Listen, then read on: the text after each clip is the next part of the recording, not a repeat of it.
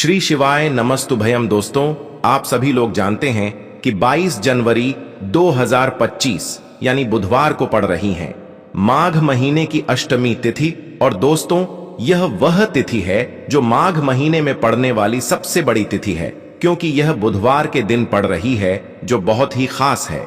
और दोस्तों, आप सभी लोग जानते हो, बुधवार अष्टमी तिथि का अगर सबसे बड़ा कोई उपाय है तो वह 5 गेहूं के दाने वाला उपाय है। तो दोस्तों, इस बुधवार अष्टमी तिथि के दिन आप लोगों को इस वाले उपाय को जरूर करना है।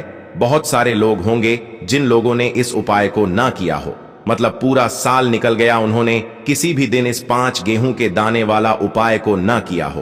पर दोस्तों, आपके पास एक आखिरी मौका बचा हुआ है, जो कि 22 जनवरी बुधवार अष्टमी तिथि के दिन है। तो इस दिन आप लोगों को इस वाले उपाय को जरूर कर लेना है। भले ही आपने पूरे साल भर इस उपाय को ना किया हो, पर अगर आपने इस माघ महीने के बुधवार अष्टमी तिथि के दिन अगर इस वाले उपाय को कर लिया, तो आपको इस उपाय को करने का वह फल मिलेगा जिसकी आपने कभी कल्पना भी नहीं करी होगी। इसीलिए आप लोग इस वाले उपाय को एक बार जरूर कर लेना, ताकि आप लोगों के हाथ से यह मौका ना जा सके और आपको इस उपाय को करने का फल मिल सके। दोस्तों, यह उपाय पंडित जी ने अपनी अभी की ही शिव महापुराण की कथा में बताया है, जिस उपाय को आज हम आपको बहुत अच्छे से समझाने वाले हैं। इस वीडियो को देखने के बाद इस उपाय को समझने के लिए आपको कोई और वीडियो को देखने की जरूरत नहीं पड़ेगी। तो चलिए दोस्तों, उपाय को शुरू करते हैं। देखिए, यह इस माघ महीने के बुधवार अष्टमी तिथि के दिन यह इतना खास होता है, इतना महत्वपूर्ण होता है। देखा गया है, कभी कभी बड़े बड़े पूजा पाठ अनुष्ठान से जो मनोकामना पूर्ण नहीं होते, वह माघ महीने के बुधवार अष्टमी तिथि के दिन एक छोटे से उपाय करने से ही आपकी मनोकामना पूर्ण हो जाती है। और बहुत सारे लोगों ने इस उपाय को किया भी है और उनको इस उपाय को करने का फल भी जरूर मिला है। अगर आप लोग भी इस उपाय को करना चाहते हैं, तो आप इस उपाय को पहले अच्छे से समझ लेना, सुन लेना, उसके बाद करना। आपको इस उपाय का फल जरूर मिलेगा। और इस उपाय को कर लेने से आपके घर में चाहे किसी भी प्रकार की दुख और समस्या क्यों ना चल रही हो, आपको उसका कारण भी नहीं पता है कि भाई यह समस्या किस कारण से चल रही है। उसका कुछ भी कारण हो सकता है, जैसे पितृदोष हो सकता है या किसी भी तरह का मंगल दोष भी हो सकता है। तो इस दिन आप लोगों को यह वाला उपाय कर लेना है। यह एक ऐसा उपाय है, जिस उपाय को अगर किसी विशेष दिन पर किया जाए तो भाई उस विशेष दिन का जो है वह तो हमें मिलता ही मिलता है। पर हमने उस दिन पर इस 5 गेहूं के दाने वाला उपाय को किया है, तो हमें उससे भी बड़ा फल मिलता है, और फल बहुत जल्दी मिलता है, क्योंकि आप इस उपाय को बहुत ही बड़े और विशेष दिन पर कर रहे हो। तो चलिए अब उपाय के बारे में बात करते हैं। लेकिन उससे पहले आप लोगों को यह जानना आवश्यक है कि आखिर यह उपाय किस समय करना है, किसको करना है और कैसे करना है। तो चलिए हम आगे आपको वीडियो में एक एक करके बता देते हैं। लेकिन उससे पहले अगर आप लोग हमारे चैनल पर नए हैं, तो हमारे चैनल को सब्सक्राइब कर लेना और इस वीडियो को लाइक करके कमेंट बॉक्स में श्री शिवाय नमस्तुभयम ओम नमः शिवाय जरूर टाइप कर देना। तो दोस्तों, इस 5 गेहूं के दाने वाला उपाय को हमें इस बुधवार अष्टमी तिथि के दिन कैसे करना है, किसको करना है, किस समय करना है और कहां पर करना है, यह सारे सवालों के जवाब आपको इस वीडियो में मिल जाएंगे। और जो यह वीडियो देखेगा भाई, उसको 5 गेहूं के दाने वाला उपाय जरूर करना चाहिए, क्योंकि इस दिन 5 गेहूं के दाने का भी बहुत ही बड़ा और विशेष महत्व होता है। और जब बात आ जाए 5 गेहूं के दाने की, तो यह सोने पर सुहागा वाली बात हो जाती है और यह एक बहुत ही बड़ा उपाय हो जाता है इस बुधवार अष्टमी तिथि का। तो अब दोस्तों, इस 5 गेहूं के दाने वाला उपाय को आखिर करना किसको है, सबसे पहले हम लोग वह बात जान लेते हैं। तो देखो, घर की जो बड़ी माताएं बहनें होती हैं, उन माताओं बहनों में से कोई भी एक बड़ी माता बहन इस वाले उपाय को कर सकती है। और दोस्तों, अगर आप चाहे तो अपने घर में से सभी सदस्यों को भी इस उपाय को करवा सकते हैं। अगर किसी व्यक्ति की खुद की कोई मनोकामना है, खुद की कोई दुख और परेशानी है जो कि वह अपने लिए ही करना चाहता है, इस वाले उपाय को तो वह खुद अपने लिए भी कर सकता है। बाकी अगर कोई घर में से ऐसा है जो कि अपने पूरे घर परिवार की सुख और शांति के लिए यह वाला उपाय करना चाहता है, तो भाई वह भी कर सकता है। उसमें भी कोई दिक्कत वाली बात नहीं है। कहने का मतलब यह है कि इस उपाय को हर एक सदस्य भी कर सकता है और पूरे घर परिवार के सदस्य के लिए घर की बड़ी माताओं बहनों में से कोई एक माता बहन भी कर सकती है। माताएं बहनें अगर घर में उपस्थित ना हो या वह यह वाला उपाय ना कर पा रही हो तो फिर घर का कोई बड़ा सदस्य भी इस 5 गेहूं के दाने वाला उपाय को कर सकता है, चाहे फिर वह पुरुष ही क्यों ना हो, उसमें कोई भी दिक्कत वाली बात नहीं है। उसके बाद में दोस्तों जो अगला प्रश्न निकल कर आता है वह यह आता है इस उपाय को लेकर कि आखिर इस उपाय को हमें किस समय करना है, सुबह के समय करना है कि शाम के समय करना है। तो देखो इस वाले उपाय को आप लोग सुबह के समय भी कर सकते हो और शाम के समय प्रदोष काल में भी कर सकते हो। अब अगर आप पूछो कि भाई साहब सबसे उत्तम समय कौन सा रहेगा इस 5 गेहूं के दाने वाला उपाय को करने का, तो हम आपसे बस यही कहेंगे कि इस उपाय को आप सुबह के समय करेंगे तो ज्यादा बेहतर होगा। बाकी अगर शाम के समय भी करेंगे तो भी अच्छा होगा, उसमें कोई भी दिक्कत वाली बात नहीं है। तो अब दोस्तों जो अगली सबसे बड़ी और महत्वपूर्ण बात आती है वह यह आती है कि सुबह अगर हम उपाय को करेंगे तो हमें कितने बजे से लेकर कितने बजे तक के बीच में करना है, और शाम के समय प्रदोष काल में करेंगे तो हमें कितने बजे से लेकर कितने बजे के बीच में करना है। सुबह जितनी जल्दी हो सके आप उपाय को करने की कोशिश करना। बाकी अगर किसी कारणवश लेट भी हो जाओ, थोड़ी देर भी हो जाए तो 10 या 11 बजे तक भी आप उपाय कर लेना, पर 12 बजे से ज्यादा देरी ना हो, ठीक है, इस बात का ध्यान रखना। उसके बाद में दोस्तों अगर शाम के समय प्रदोष काल की बात करें, प्रदोष काल का जो समय है होता है वह शाम के 6 बजे से शुरू हो जाता है। मतलब शाम के 6 बजे से लेकर 7 बजे के बीच का जो समय होता है यह समय प्रदोष काल का समय होता है। इस उपाय को 7 या 8 बजे के बीच में भी कर सकते हो। मतलब शाम के 6 बजे से रात 8 बजे के बीच में आप कभी भी इस वाले उपाय को कर सकते हो, उसमें कोई भी दिक्कत वाली बात नहीं है। परंतु बुधवार अष्टमी तिथि के दिन कोशिश करना कि समय के अंतर्गत ही कर लो। किसी कारणवश ना कर पाओ तो थोड़ा देरी से भी कर सकते हो आपको उपाय का फल जरूर मिलेगा। देखिए गुरुदेव ने बताया है कि जो प्रत्येक महीने अष्टमी की तिथि आती है वह हमारे जीवन से सारे संकटों को दूर करने के लिए बहुत ही खास होती है। तो देखिए आज के इस पूरे वीडियो में हम आपको गुरुदेव द्वारा बताए गए 2 से 3 बहुत ही चमत्कारी उपाय बताने वाले हैं। यह तीनों ही उपाय आपके जीवन के सारे संकट और समस्याओं को समाप्त करने वाले हैं। तो चलिए दोस्तों जान लेते हैं गुरुदेव द्वारा बताए गए सबसे पहले चमत्कारिक और विशेष उपाय के बारे में। तो देखिए दोस्तों इस उपाय को करने के लिए सबसे पहले तो आपको मात्र 5 गेहूं के दाने लेने होंगे और इसी के साथ में आपको 1 लोटा जल लेना है। देखिए जल जो है आपको तांबे के पात्र के अंदर लेना है और विशेषकर यह जो जल है आपको अपने घर से ही लेना है। अब देखिए दोस्तों इसी के साथ में आपको जो आपने 1 लोटा जल लिया है इसमें आपको मात्र 1 गुड़ का टुकड़ा भी मिलाना है।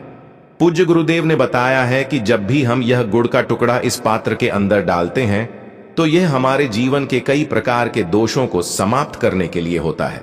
देखिए यह जो जल है हमारे जीवन से वास्तु दोष, काल सर्प दोष और पितृ दोष को समाप्त करने वाला है। तो इसीलिए आपको मात्र 1 गुड़ का टुकड़ा भी इस जल में मिलाना है। अब देखिए दोस्तों मात्र इन सभी सामग्रियों को सीधे लेकर के आपको पहुंचना है।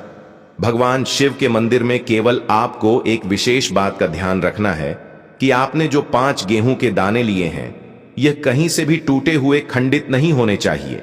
इस बात का आपको विशेष कर ध्यान रखना है। देखिए शिव मंदिर पहुंचने के बाद सबसे पहले तो आपको अपना मुख उत्तर दिशा में कर लेना है तथा दक्षिण दिशा में आपको बैठ जाना है। लेकिन शिव मंदिर में यदि भीड़ अधिक है तो फिर आप किसी भी दिशा में बैठकर इस उपाय को कर सकते हैं। देखिए इस उपाय को करने के लिए सबसे पहले तो आपको एक कार्य करना है। आपके पास जो 5 गेहूं के दाने हैं इन्हें आपको अपने हाथ में लेना है और आपने जो यह गुड़ से युक्त जल तैयार किया था यह जल आपको इन गेहूं के दाने पर डालना है। यानी कि आपको यह जो गेहूं के दाने ही शिवलिंग पर गीले करके ही अर्पित करने हैं, क्योंकि सूखी चीजें हम कभी भी शिवलिंग पर अर्पित नहीं करते हैं। अब देखिए दोस्तों आपको एक कार्य करना है। आपके पास 5 गेहूं के दाने हैं तो इनमें से आपको 4 गेहूं के दाने अलग कर लेने हैं और ये जो 4 गेहूं के दाने हैं इन्हें आपको एक साथ शिवलिंग पर जहां श्री गणेश जी का स्थान होता है, यानी कि शिवलिंग के सीधी तरफ जहां पर गणेश जी विराजमान होते हैं, वहां पर आपको 4 गेहूं के दाने अर्पित कर देने हैं और आपको श्री गणेशाय नमः या फिर ओम गण गणपते नम इस मंत्र का कम से कम 11 बार जाप कर लेना है। देखिए, आपको 4 गेहूं के दाने शिवलिंग के सीधी तरफ अर्पित कर देने हैं। अब इसके बाद आपके पास जो अंतिम गेहूं का दाना बचा हुआ था, 5वां गेहूं का दाना, इससे आपको जो आपके पास जल का पात्र है उसमें डाल देना है और यह जो जल है इसे आपको धीरे धीरे भगवान शिव के शिवलिंग पर ही अर्पित कर देना होगा। श्री शिवाय नमस्तुभयम इस मंत्र का लगातार जाप करते हुए गुरु जी ने बताया है। यह जल आपको इतने धीरे धीरे अर्पित करना है कि आप जल समर्पित करते हुए कम से कम 11 बार श्री शिवाय नमस्तुभयम इस मंत्र का जाप अवश्य कर सकें। अब आपको शिवलिंग के सामने बैठकर थोड़ी सी देर मंगलेश्वर महादेव का स्मरण कर लेना है। क्योंकि विशेषक यह चतुर्थी मंगलवार के दिन पड़ी है, इसीलिए आपको मंगलेश्वर महादेव का स्मरण करना है। अब आपको आपके जीवन में जो भी असफलताएं चल रही हैं, उन्हें दूर करने की प्रार्थना कर लेनी है। व्यापार में अगर आपको सफलता नहीं मिल पा रही है, आपका बच्चा पढ़ाई लिखाई नहीं कर पाता है या फिर आपके विवाह में विलंब हो रहा है, तो जिस भी प्रकार की आपकी समस्या है उसे आपको महादेव के समक्ष रख देना है। गुरुदेव ने बताया है, जो भी व्यक्ति यह उपाय इस प्रकार से कर लेता है तो उसके जीवन की जो सारी परेशानियां हैं वह धीरे धीरे करके समाप्त होने लगती हैं। चलिए दोस्तों, अब हम जान लेते हैं गुरुदेव द्वारा बताए गए दूसरे खास उपाय के बारे में। देखिए, यह जो उपाय हैं आपके जीवन में चल रही कर्ज की समस्या को समाप्त करने के लिए है। देखिए, पूज्य गुरुदेव कहते हैं कि कई बार हम कर्ज तो ले लेते हैं, लेकिन उससे उतारते समय हमें कई प्रकार की कठिनाइयों का सामना करना पड़ता है और जब हमारा यह कर्ज नहीं उतरता है तो हमारे दिमाग में केवल एक ही बात रहती है कि एक बार यह कर्ज उतर जाए उसके बाद मैं जीवन में कभी भी कर्ज नहीं लूंगा। तो विशेषकर जीवन से कर्ज से जुड़ी हुई समस्या को समाप्त करने के लिए आपको यह चमत्कारी उपाय करना है। देखिए, इस उपाय को करने के लिए सबसे पहले तो आपको मात्र 1 लौटा शुद्ध जल लेना हो, तांबे के पात्र के अंदर अपने ही घर से। इसी के साथ में आपको मात्र 1 गुड़ का टुकड़ा भी लेना होगा। गुड़ का टुकड़ा आपको मात्र छोटा सा ही लेना है और सबसे आखिर में आपको मात्र मसूर की दाल लेनी होगी। यदि आप चाहे तो मसूर की दाल 11 भी ले सकते हैं या फिर 21, 41, 41, 41 या फिर 108। जितनी भी आपके पास मसूर की दाल उपलब्ध है उतनी मात्रा में आप मसूर की दाल ले सकते हैं। अब मात्र यह जो तीनों ही सामग्रियां हैं, इन्हें सीधे लेकर के आपको पहुंचना है। भगवान शिव के मंदिर में पूज्य गुरुदेव ने बताया है कि यह उपाय आप चाहे तो शाम के समय में भी कर सकते हैं। शाम को प्रदोष काल के समय में यदि आप यह उपाय करते हैं तो आपके लिए सर्वोत्तम होता है। प्रदोष काल के समय यदि आप यह उपाय नहीं कर सकते हैं तो फिर आप यह उपाय सुबह से लेकर के शाम तक किसी भी समय में कर सकते हैं। देखिए, मंदिर पहुंचने के बाद सबसे पहले तो आपके पास जो गुड़ का टुकड़ा है इसे आपको उस जल के पात्र के अंदर डाल लेना है और यह जो जल है इसे आपको भगवान शिव की शिवलिंग पर धीरे धीरे अर्पित कर देना है। श्री शिवाय हम इस मंत्र का लगातार जाप करते हुए और आण मुक्तेश्वर महादेव का स्मरण करते हुए। अब देखिए, आप जो मसूर की दाल लेकर के गए थे इन्हें आपको एक एक करके शिवलिंग पर अर्पित करना है। आपको 1 मसूर की दाल शिवलिंग पर अर्पित करनी है, फिर आपको आरण मुक्तेश्वर महादेव का स्मरण करना है, फिर दूसरी मसूर की दाल आपको शिवलिंग पर अर्पित करनी है, फिर आपको आरण मुक्तेश्वर महादेव का स्मरण करना है। गुरुजी ने बताया है कि चाहे आप 11, 20, 51 जितनी भी आप मसूर की दाल लेकर के आए हैं उतनी ही बार आपको आण मुक्ति महादेव का स्मरण करना है और एक एक मसूर की दाल आपको शिवलिंग पर अर्पित कर देनी है। पूज्य गुरुदेव ने बताया है कि जो भी व्यक्ति लगातार 5 बुधवार इस उपाय को कर लेता है तो गुरु जी ने बताया है कि इस उपाय को करने के बाद हमारे जीवन में धन प्राप्ति के रास्ते कहीं ना कहीं से खुल ही जाते हैं। तो इस प्रकार से आप कर्ज मुक्ति के लिए दूसरा उपाय कर सकते हैं।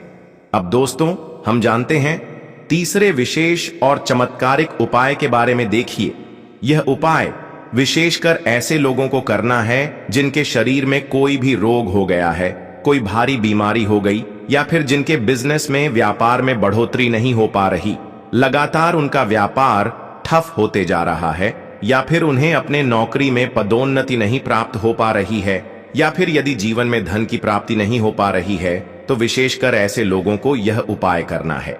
देखिए, इस उपाय को करने के लिए आपको मात्र 1 लोटा शुद्ध जल लेना होगा, तांबे के पात्र के अंदर अपने घर से।